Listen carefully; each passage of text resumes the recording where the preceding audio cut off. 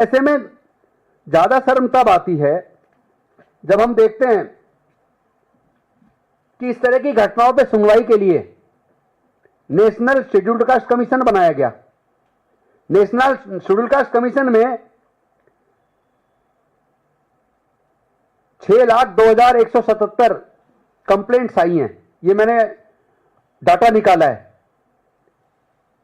और 6,02,177 में से 5,843 शेड्यूल्ड कास्ट के और 1,784 शेड्यूल्ड ट्राइब के केसेज जिन पे उन्होंने कोई सुनवाई करी है। तो 6 लाख केस में से SC ST के दोनों के मिलाकर, दोनों कमीशन को जोड़ दो तो दोनों को मिलाकर लगभग 7,500, 6 लाख से अधिक केसों में से 7,500 केस में केवल सुनवाई की और उसमें भी रिजल्ट नहीं है। शेड्यूल कास्ट कमीशन बनाया किस लिए है? शेड्यूल ट्राइब कमीशन बनाया किस लिए है? शेड्यूल कास्ट कमीशन में 2-2 मेंबर की पोस्ट खाली पड़ी है। या तो आप कमीशन को खत्म कर दो, अगर आप उनको कोई पावर नहीं देना चाहते, आप उसका पूरा गठन तक भी नहीं कर रहे हैं और चेयरमैन समन करके उन पर कार्रवाई तक नहीं कर पा रहा है।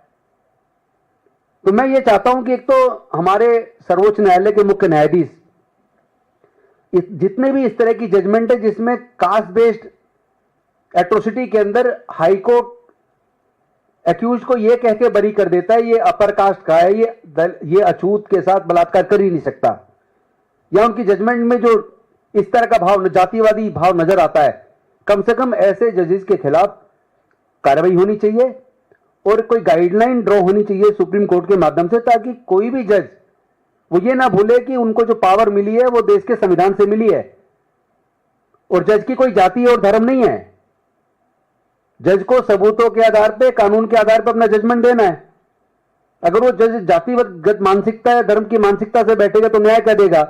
एक तो उस पर हम चाहते हैं कि माननीय सर्वोच्च न्यायालय के मुख्य न्यायाधीश इसको गंभीरता से लें। दूसरा, हम चाहते हैं कि शेड्यूल कास्ट कमीशन को जो संविधान के तहत जो गठित है, जो उसको पावर दी है, वो उसका इस्तेमाल करे, उसका पूरा गठन हो। तीसरा, हम चाहते हैं जितने भी राज्य सरकार हैं वो गंभीर हो। दलित उत्पीड़न को, देशद्रोह का मुकदमा ऐसे लोगों पर चलना चाहिए क्योंकि ये देश को तोड़ने की साजिश है। जब जातिगत उत्पीड़न होगा और जाति की वजह से समाज बटेगा, समाज में नफरत जाति की वजह से फैलेगी, लोगों में भय का एक माहौल तैयार किया जाएगा। मैं खुद एक एडवोकेट के रूप में जब मैं एक टेररिस्ट की डेफिनेशन पढ़ता हूं, टेररिस्ट का मतलब जो टेरर पैदा करे, तो अगर कोई दबंग जाति का व्यक्ति किसी दलित जाति के व्यक्ति को या महिला को मारता, पीटता, उत्पीड़न करता और उसको टेरर पैदा करता है, इट अमाउंट्स टू टेररिज्म।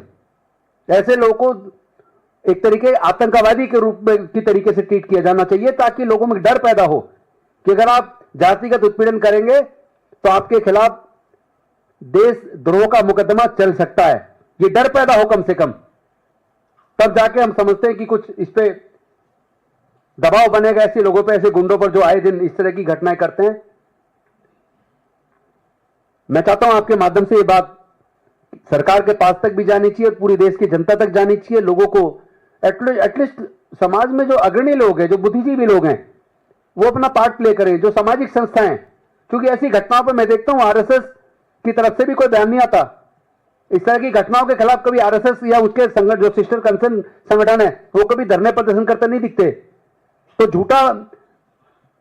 झूठा प्यार दिखाने की जरूरत नहीं है इन संगठनों को, या तो वो समाज के बीच से इस तरह की नफरत को खत्म करने के लिए आगे आए, अन्यथा इसी तरह चलता रहा देश में, इसी तरह अगर नफरत बढ़ेगी, उत्पीड़न की घटनाएं बढ़ेंगी, तो फिर पूरे समाज को एकजुट रखना बड़ा मुश्किल होगा और ये देश की एकता, अखंडता के लिए भी खतरा होगा।